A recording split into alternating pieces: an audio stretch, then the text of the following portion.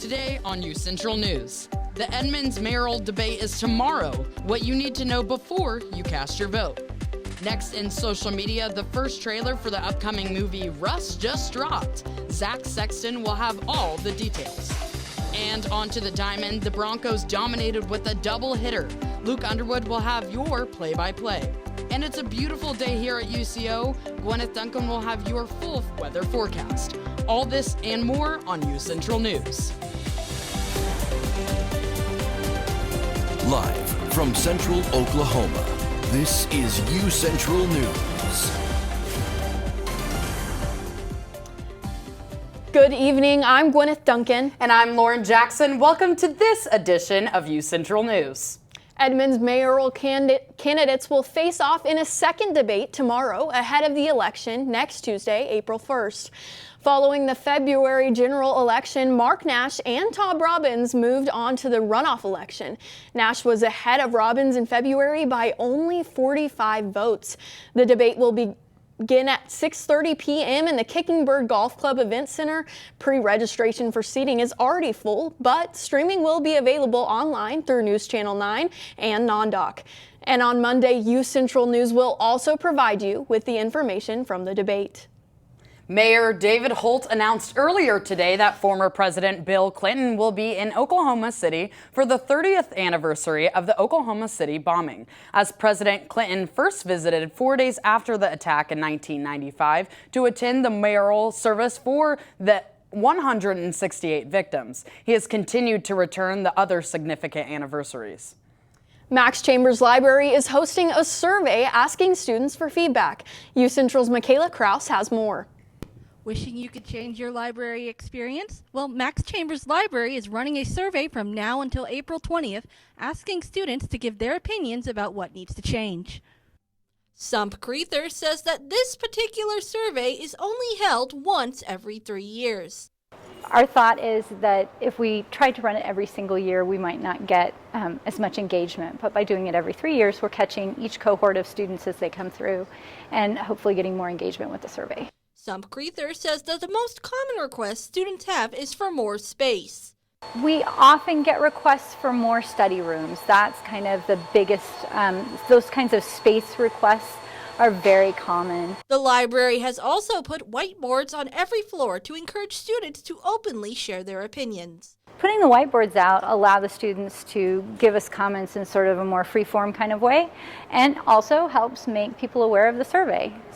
Some comments students have left have an irritable tone, but Sump Creether says she doesn't mind. No.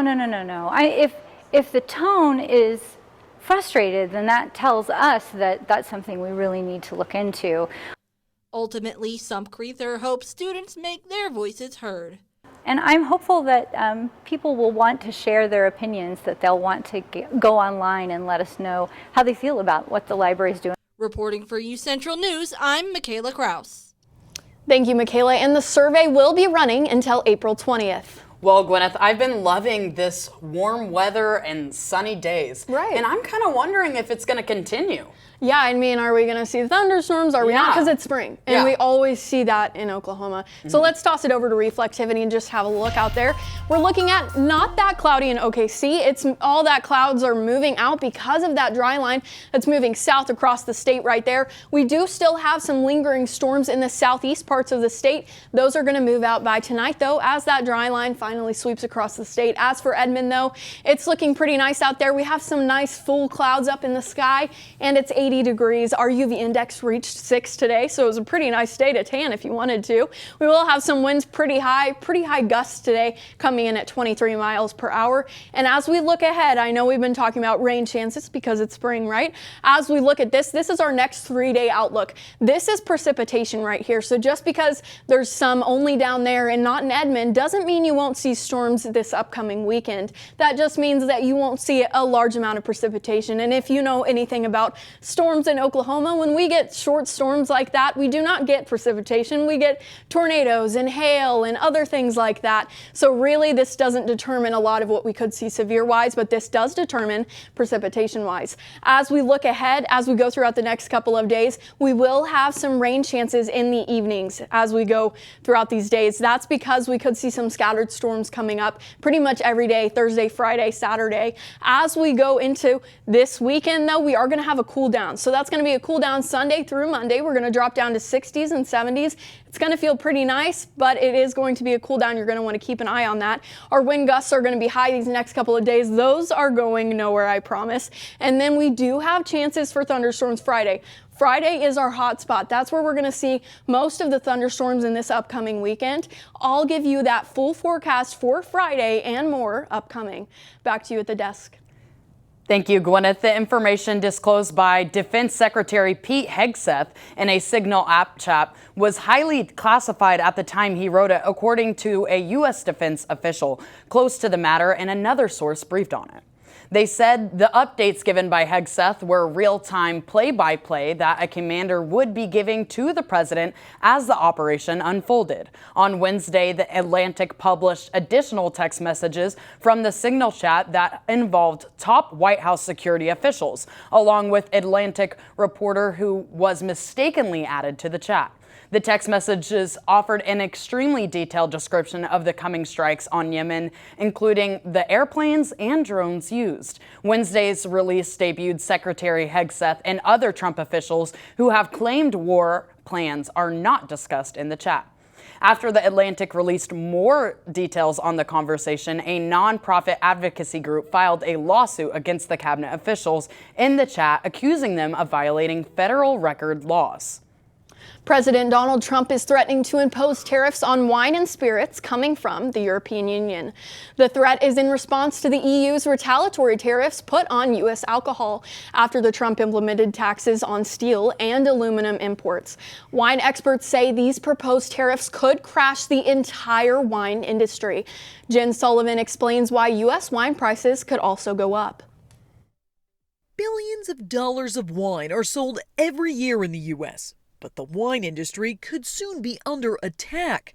That's because President Donald Trump is threatening to implement 200% tariffs on wines and spirits coming from the European Union.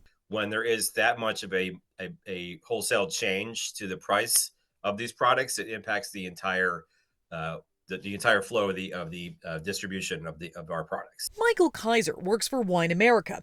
It's a nonprofit that represents wineries all over the country. He says many U.S. vineyards are concerned about these proposed tariffs. It's going to drive the cost up of everything. The U.S. buys 50% of its wines from the European Union.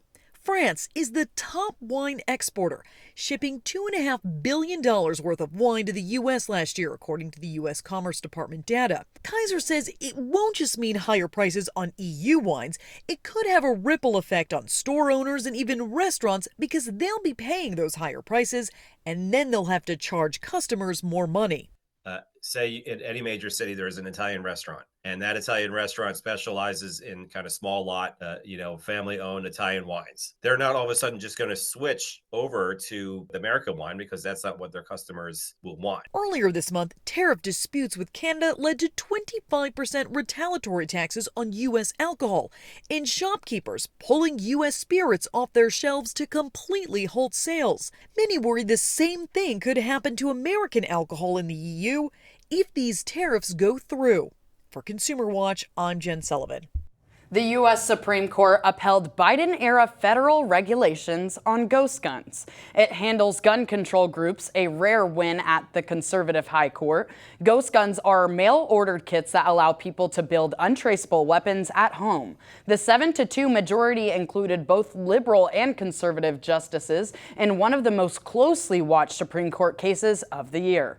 People who purchased the weapons and several manufacturers challenged regulations created by the Biden administration in 2022.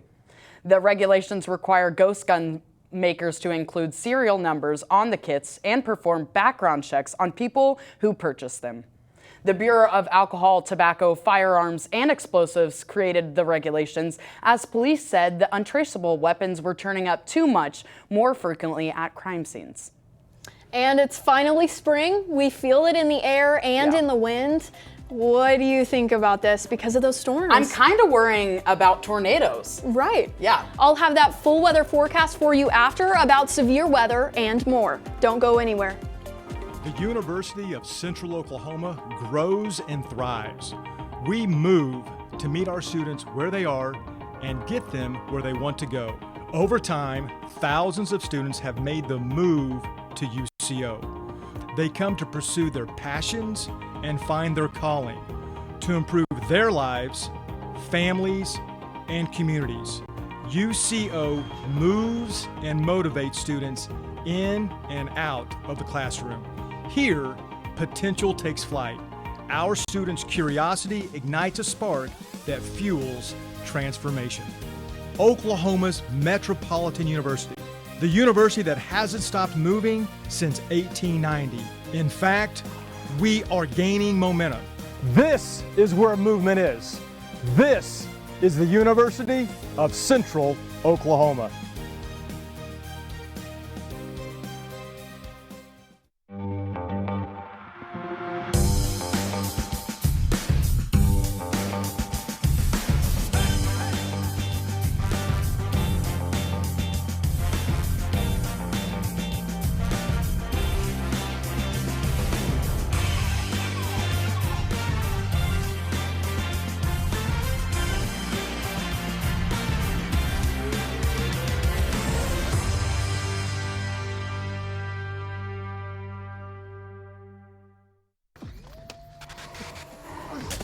Multiple studies have shown that marijuana can slow both driver reaction and response time, which can be really dangerous. He's here. He's here. Wait. What? I can't drive. Why? I'm high. Oh.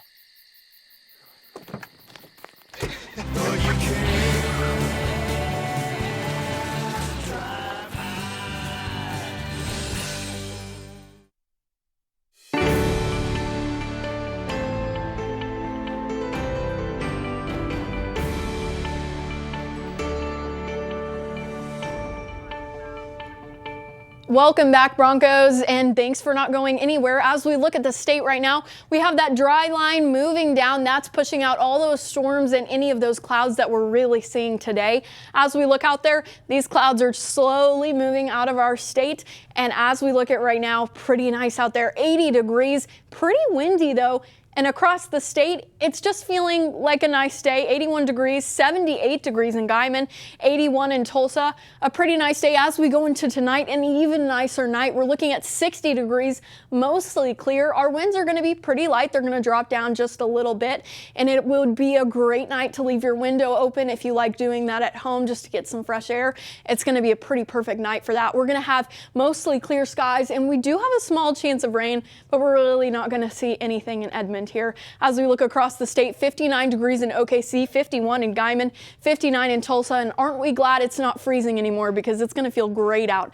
As we go into tomorrow, we're going to start off the day at 60 degrees, a pretty light wind, but our dew point is going to be at 57, so we could see some fog. It's definitely going to feel muggy out there when you walk outside, so don't be surprised when you just feel so gross when you go out in the morning. As we go into noon, though, that wind is definitely going to help with that. We're going to get that wind kicking up to 26 miles per hour. That's going to push out all of that dew, anything that feels gross out there, and we're going to be at 76 degrees.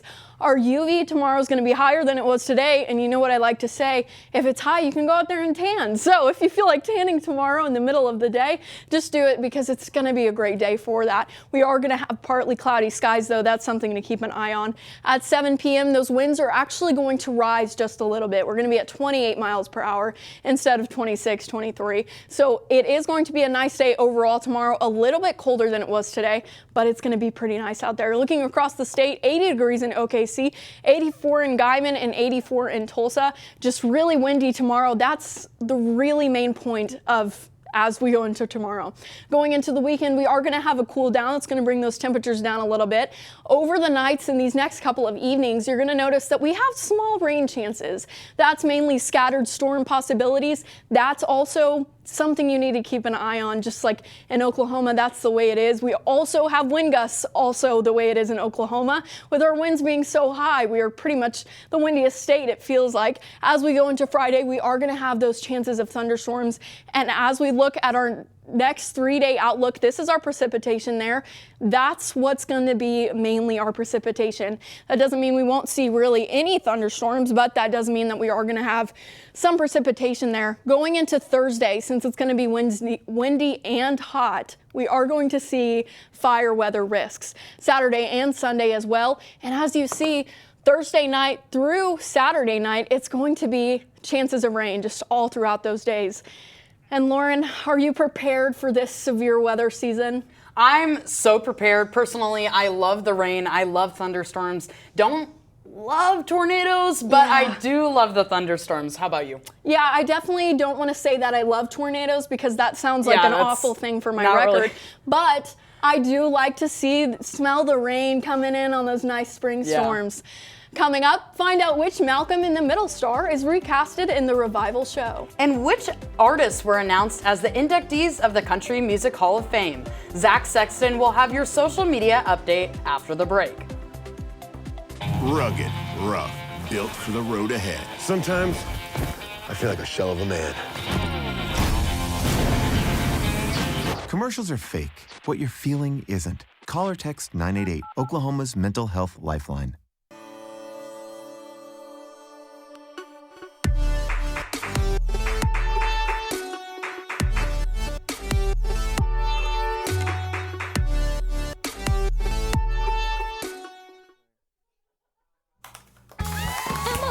Did you hear? Todd's in the hospital. Who's Todd? He got a collapsed lung from vaping. He thought it was cool. Not cool. Promise you won't vape, Emma. It can lead to a lifelong addiction, and we can't be friends if your lungs collapse. Bogus. Wacky sitcom teens aren't the best people to talk to your kid about vaping. Hey, you got a minute? You are. Start the conversation with your child about vaping today.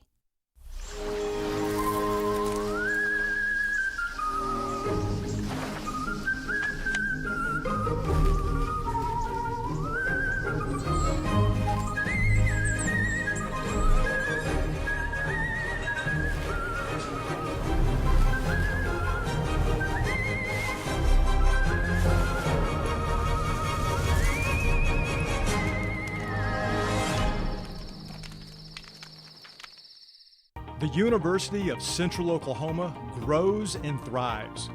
We move forward, daily living the Bronco way, being reflective of our neighborhood, community, history, and Oklahoma.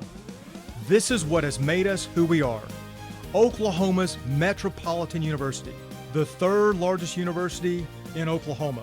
This is where movement is. This is the University of Central Oklahoma.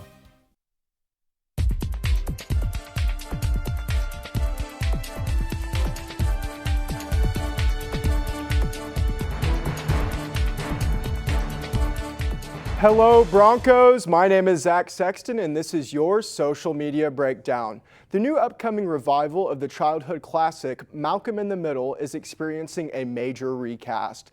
The original hit Fox TV show aired in 2000 and ran for 7 seasons. It followed a gifted young teen Malcolm that was trying to survive with his dysfunctional family. The new revival that is set to stream on Disney Plus has recasted Malcolm's little brother Dewey. Played by Eric Sullivan, he will not be returning to the show. The newly casted Dewey is Caleb Ellsworth Clark. There's no release date for the series from Disney Plus yet. The first trailer for the Old West movie Rust has been released after a fatal on-set shooting. Alec Baldwin has a lead role in an outlaw who comes out of hiding to help his 13-year-old grandson escape the long arm of the law. The film comes out in theaters and digitally on May 2nd.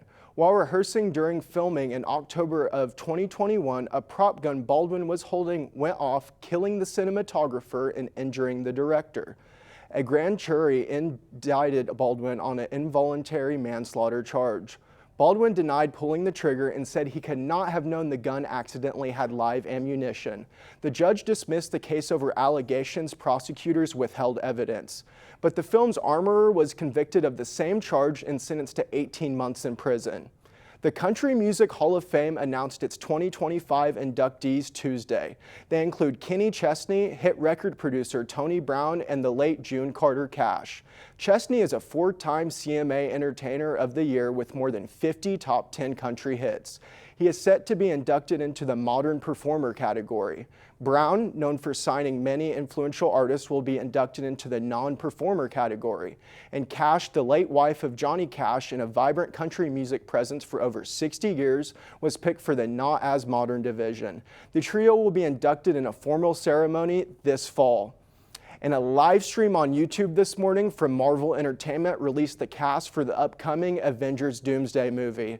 They released names by every 10 to 15 minutes, changing the camera angle to a director's chair with a new cast member's name on the back. Notable Marvel actors such as Tom Hiddleston, Chris Hemsworth, and Anthony Mackie are returning to the screen. They are also incorporating new actors from the new Fantastic Four First Steps movie to be released this July, such as Vanessa Kirby. It was also previously announced that Robert Downey Jr. is returning to the cinematic universe. And not as Iron Man, he is showing off his versatility by playing the classic villain Dr. Doom. Doomsday is set to hit box offices May 1st, 2026. Gwyneth, Lauren, Avengers is such a long-lasting classic. What is your favorite Avengers movie? I would have to say Age of Ultron, but I also know that's yours. What about you? I have to go with Age of Ultron. It's the best thing that came out of Phase 2. What about you, Lauren? I'm definitely thinking the first Avengers movie from 2012. It's just a classic, and I gotta say it. So thank you, Zach. What was the outcome of yesterday's softball doubleheader? And did the Thunder hit number 60? Luke Underwood will have more after the break.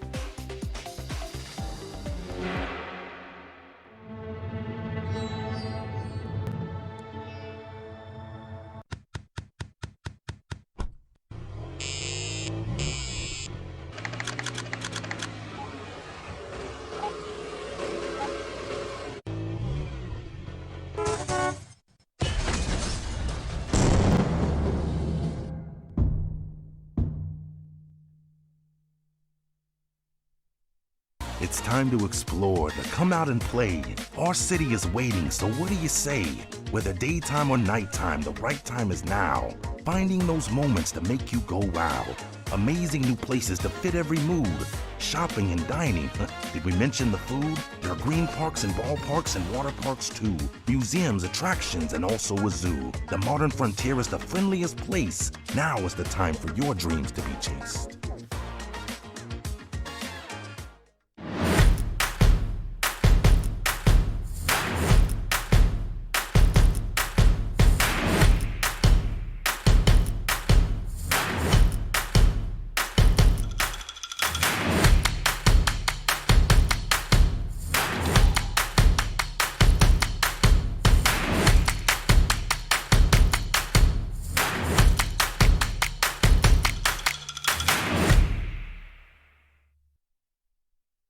It's the Roadway Replay.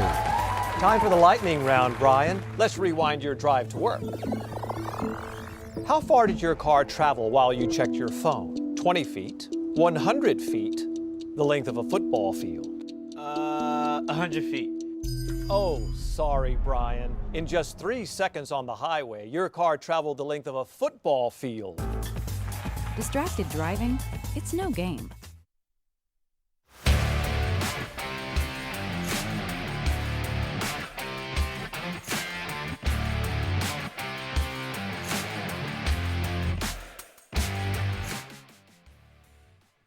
Hello, Bronco Nation. I am Luke Underwood. Let's get straight into your Wednesday sports stories. The UCO baseball team will be in action today. The Broncos are hosting Northeastern State University at the Wendell Simmons Field. The Broncos are currently 20-8 overall in the season with a conference record of 10-6. The Chos are currently on a 4-game winning streak. See the outcome of the Central Oklahoma Broncos versus the Northeastern State Riverhawks later on in the week. The UCO softball team was in action yesterday in a doubleheader against Southeastern Oklahoma State University.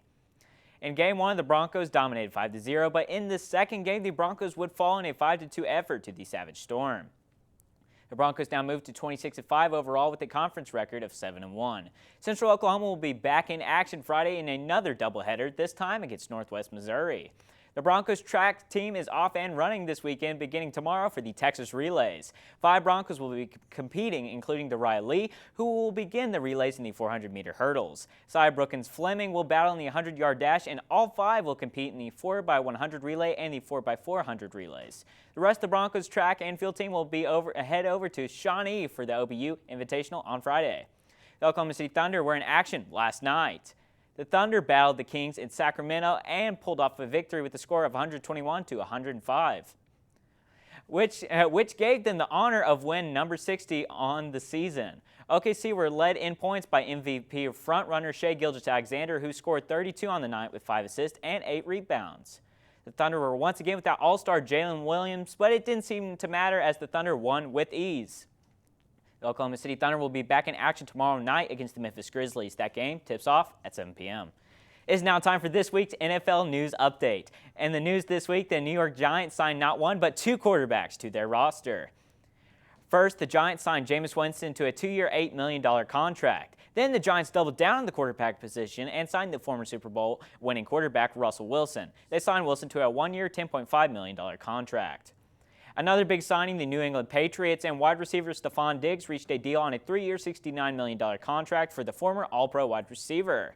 The NFL draft is less than a month away, and it's time to look into what your favorite teams will be drafting. Gwyneth, Lauren, what are your favorite NFL teams? I'd have to say the Philadelphia Eagles. What about you, Luke? I love the Kansas City Chiefs. My family is a bunch of Cowboys fans, but I am a huge Kansas City Chiefs fan. Well, look, my family is also a ton of Dallas Cowboy fans, which I am not. I'm a Seattle Seahawks fan. Thank you, Luke. And coming up, a new study reveals that Mars can be toxic for astronauts. And Gwyneth Duncan will have our last look at weather. I'm an ex-drug dealer, and I'll be your sub today.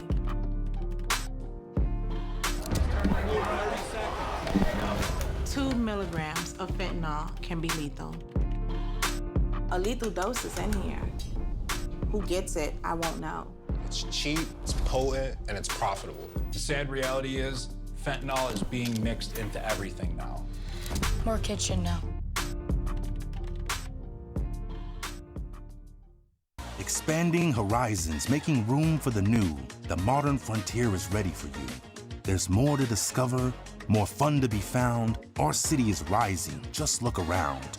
Attractions, adventures, excitement and thrills, rooms of beauty and history where knowledge is filled. A convergence of cultures in spectacular places, open skies, open minds, and wide open spaces. The modern frontier awaits you to embrace it.